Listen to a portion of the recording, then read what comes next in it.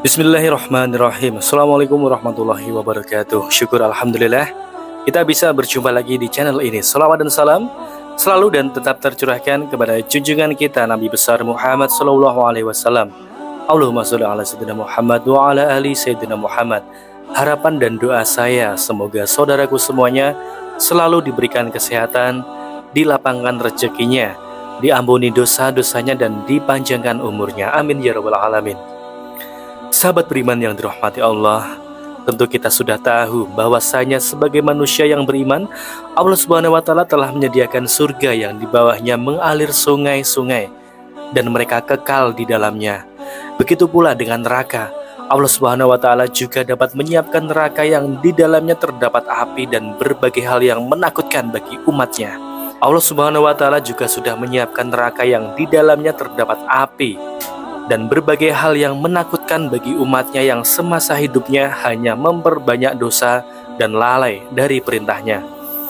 Pada yaumul hisab, segala amal perbuatan kita akan ditakar dan akan diberi balasan sesuai dengan amal perbuatan. Kebaikan sekecil apapun kita akan mendapatkan balasannya, dan kemaksiatan sekecil apapun kita juga akan mendapatkan balasannya.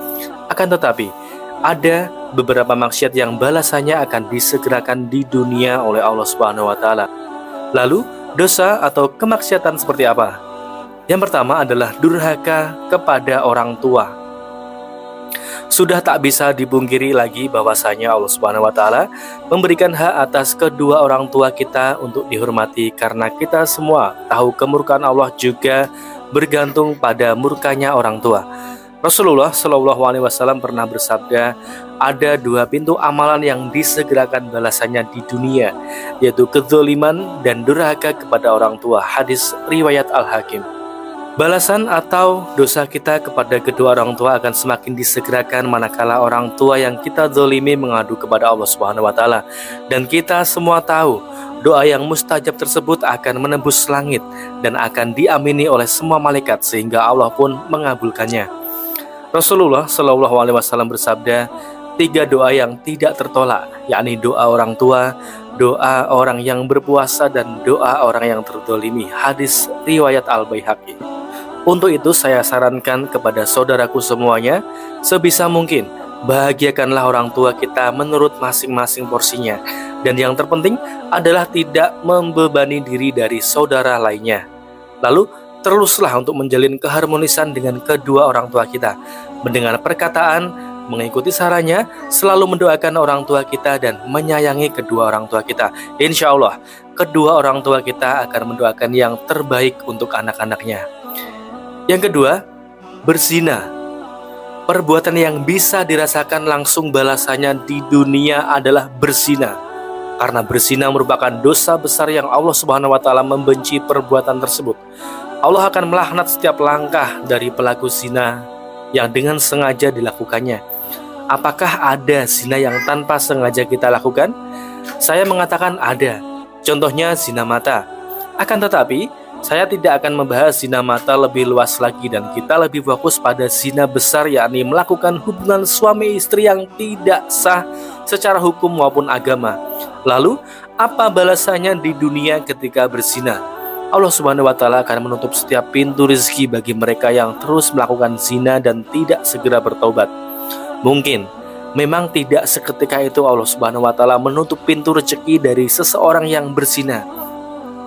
Akan tetapi Allah Subhanahu wa taala akan memberikan azab yang lebih halus bagi para pelaku zina. Misalnya adalah kehancuran rumah tangganya, diberikan penyakit yang akan menghabiskan biaya sangat banyak sehingga semua harta bendanya habis, dihinakan dari masyarakat, dan akan terasa sangat sulit untuk mendapatkan rezeki dari Allah Subhanahu wa taala. Bagi orang yang sadar diri, maka mereka akan segera bertobat. Tapi bagi mereka yang tidak sadar diri, maka mereka akan mengumpat, dan justru semakin mereka mengumpat, maka berbagai azab kesulitan yang diberikan Allah Subhanahu wa taala kepada para bezina akan bertambah besar. Akan tetapi, bagi mereka yang sadar diri dan segera bertobat dari segala kemaksiatan, insya Allah, Allah Subhanahu wa taala akan menunjukkan jalan dan membukakan rezeki baru bagi mereka yang mau bertobat dari zina. Karena kita semua tahu Allah Subhanahu wa Ta'ala Maha Pengampun lagi Maha Belas Kasih. Yang ketiga, berlaku curang dalam berdagang. Dalam perniagaan atau jual beli terdapat dosa yang langsung dibalas saat masih di dunia, yakni curang dalam timbangan. Dan kecurangan yang umum dilakukan oleh setiap pedagang adalah mengurangi takaran timbangan. Perbuatan mengurangi takaran timbangan memang akan mendapatkan untung yang besar. Akan tetapi tanpa kita sadari, perbuatan tersebut akan mendapatkan balasan secara langsung oleh Allah Subhanahu wa Ta'ala di dunia.